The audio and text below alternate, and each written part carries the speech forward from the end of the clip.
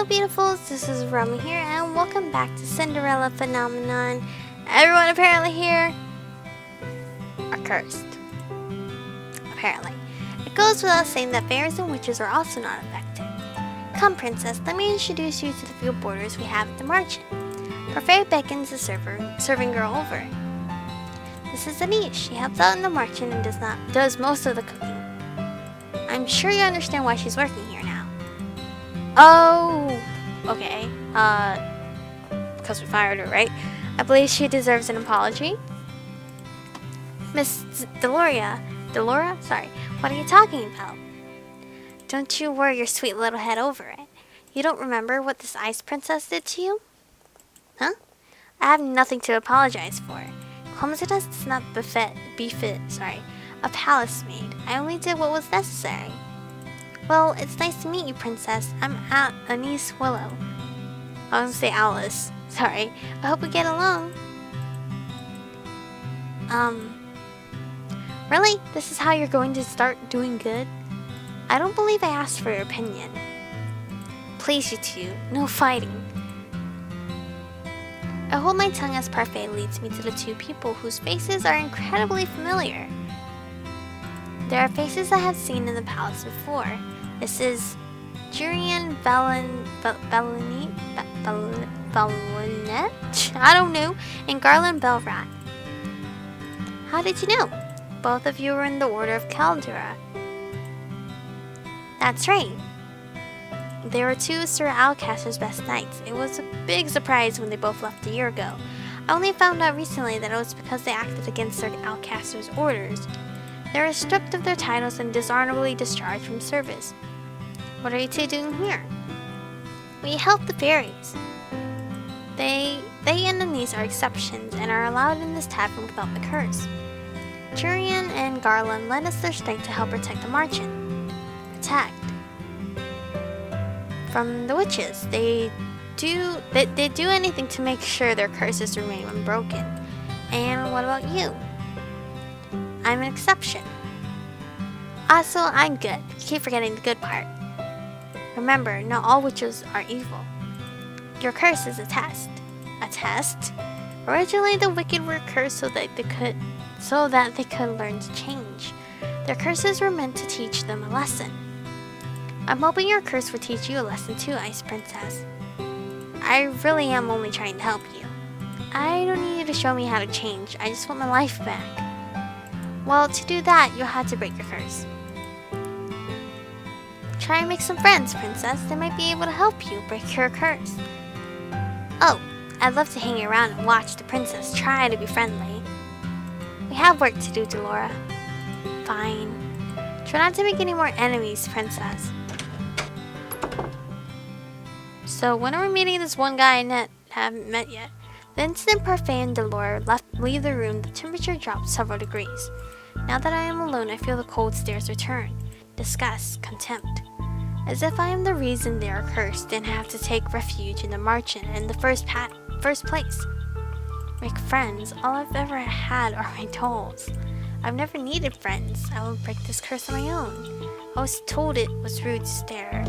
One man suddenly stands up, the anger apparent on his face. His hands clench and unclench into fists as he glares at me pointedly. Jurian and Garland place themselves in front of me, shielding me from the man. You know the rules. What happened in the past stays in the past, and no one is allowed to harm anyone else in the margin. If you cannot comply, you are no longer welcome here. No matter, the Ice Princess will get what's coming to her. He throws one last glare my way before sitting down again. Break the rules and you'll get what's coming to you. That goes for everyone here. Jurian's tone is cold and firm. There is no doubt that she means what she says. So these are the great knights of the Order of Caldera. The margin begins to settle down and everyone eventually goes back to their conversations and meals. I walk toward an empty table, realizing that I am being deliberately ignored. I become immersed in my own thoughts as I sit down. One thought, however, comes to me immediately. They hate me. They hate me somehow when I've only ever left the palace twice in my life. How did this happen? The only people who treated me with any respect were Anise, Jurian, and Garland. Is it because they can't remember who I am? Maybe being in the margin is not such a good idea. I doubt anyone here wants to help me break my curse. They'd probably rather see me suffer under its weight. 3 good deeds. How am I supposed to complete 3 when I don't know if I can even accomplish 1? May I join you? I look up and stare in shock at the beautiful lady from the toy shop. Her beauty still manages to take my breath away. Aren't you that guy? I don't understand. Or are you guys twins? What is she doing here? You were in the toy shop. Ah yes, I was there picking up some items for a friend. I am humbled you still remember me. Allow me to introduce myself. I am Miss Karma. Your name is Karma? A suitable name for someone as beautiful as me, no? Karma, your narcissism is going to scare the princess away. Oh, you're the magician boy. Boy? Oh, how appropriate, boy. Call me that one more time and I'll ruin that pretty face of yours.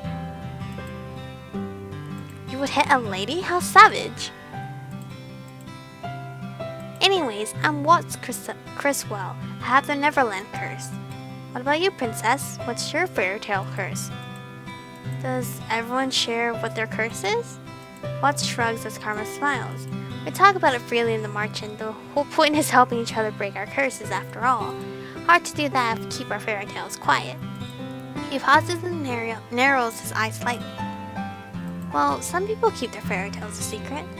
He eyes Karma briefly, cocking an eyebrow. The smile never leaves Karma's face. Has anyone managed to break their curse? I've been told that a few have. A few? That's not very reassuring. Well, at least the curse can be broken. I cannot partially say that reassures me either. What ails you, darling? Is it your curse? You can talk to us about it. Tell us what it is. Cinderella. Oh goodness, Cinderella. That explains the nature of your curse. Only it's been reversed, hasn't it? Riches to rags. That's one way to put it. Karma, you're not helping. You really are better off ignoring him, princess. He mostly speaks nonsense. He? Princess. Parfait's voice takes me by surprise. I hadn't even noticed her entering the room again. May I speak with you? When are we meeting this one guy? Because I want to know this one guy. I'd like you to meet someone, though I'm sure you already know him quite well. Rod? So you really are cursed. I was the one that gave Sebi to Rod so that he still had some way to voice his opinions. Oh, so you're the fairy that helped Rod, right? Sebi. Short for Sebastian. Cutie, isn't it? It's nice to meet you, princess. Oh, hi. Sebi's voice changes when it greets me. The tone it uses is lower whenever it speaks for Rod. Perhaps that is what Rod's voice actually sounds like. Wait, if he remembers me, does that mean the mermaid's curse? What? That is my curse. Rod has been mute all this time because he is cursed? Does everyone else know? Obviously, they are my family. Even the king? He knows as well. So am I the only one you never told? I didn't think you'd particularly care either way. He's not wrong. Yeah, I cannot believe I did not know. I was left out once again. What are you doing here? Rod's been coming to the martinet even before he was the prince for precisely the same reasons as everyone else. To get more information on breaking his curse. I only came here today to confirm that you were truly cursed. I wanted to see it with my own eyes. Oh great, thanks. It was a big surprise when I woke up one day and you weren't in the palace. An even bigger surprise when I found out no one remembered you. The palace. It's been days since I was cursed. I wonder, how are things in the palace? Livelier? Happier? Happier. I've never seen my family happier than they are now. I say that it's a good thing you aren't a princess anymore. Oh. In that instant, my body has just gone sad. I'd always thought Rod didn't really care about me regardless, but this is the truth. Just fucking ask him. So I have to be cursed for you to open up about how you truly feel. The only reason I didn't say anything earlier was because Emmy didn't want me to. I'm happier too, now that you're gone. I don't have to pretend to like you anymore. I'm going to return to the palace now. gone and they're all happy here. Your very existence has been a race in the palace. They've never known you. That doesn't mean they're happy without you. Even the king. What did I expect? Why did you bring me here? The people in the marchand, I shouldn't have left you alone in there. I'm sorry. You knew how they felt about me. I want to cry for her. But I need to keep it professional. What have I ever done to them? Now isn't the right time to explain. When will it ever be the right time? So many things have already happened to you. I need you to be patient. Has the prince already left? Yes, he has. Princess, we'll talk about this later. For now, you must focus on breaking your curse. Did I miss something? No. Right. Maybe the fairy is right. I don't think I am ready to find out how I made so many people hate me. Well, Parfait, I think it's time we get down to business. What should we do with her? What are you talking about now? You, of course. You've got nowhere to go, right? She's right. I think back to the days I spent on the streets and shiver. I would do anything so long as I don't have to go back there. The princess can stay at the marchand with me and the rest of my boarders. I'd almost forgotten what hope felt like. But you have to work in exchange for a room. I celebrated too soon. What? Magic has its limitations, just like anything else. Money doesn't appear out of thin air, not even for a fairy. The marchand doesn't attract many customers since only the cursed and few others can enter. I sell my potions here and there, but I have several hungry mouths to feed, and my funds are tight. Parfait's expression is very human. She looks grim and tired. I thought fairies lived in luxury. Parfait, are you broke? Ouch, even the Ice Princess can tell. And yet you still take people in. That's always been how Parfait operates. She's good-natured to a fault. I'm told suffocating benefit beneath my debt will be what kills me. Why don't you just leave? I assume you make enough to take care of yourself. Leave someone who's in need of help? I could never. And that, princess, is how goodness works. How goodness works. It's not as if I accept freeloaders. All my boarders help me run the marchand and do errands. The princess has never worked a day in her life. I doubt she'll be useful. If karma can be useful, anyone can. I have yet to see karma be anything but useless. Princess, you're more than welcome to stay if you're willing to help out. It's the least you can do in exchange for a roof over your head and 3 meals a day. Oh, and shoes. Do I even have a choice? I toss and turn in bed, unable to fall asleep. The mattress is hard and the sheets are itchy, nothing at all like the bed I had in the palace. What I would give for my old bed again, for any of the comforts of home. I miss my dolls. Lady Parfait! Lady Parfait! I sit up immediately. What's going on?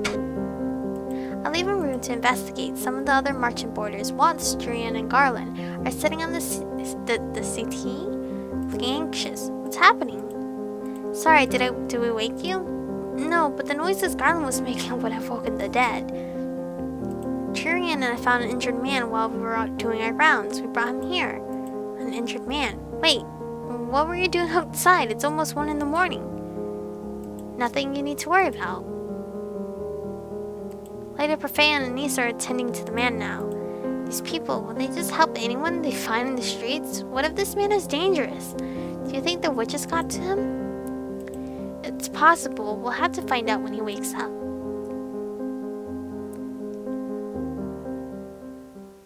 The next day, Parfait reveals that the man only suffered minor head injuries.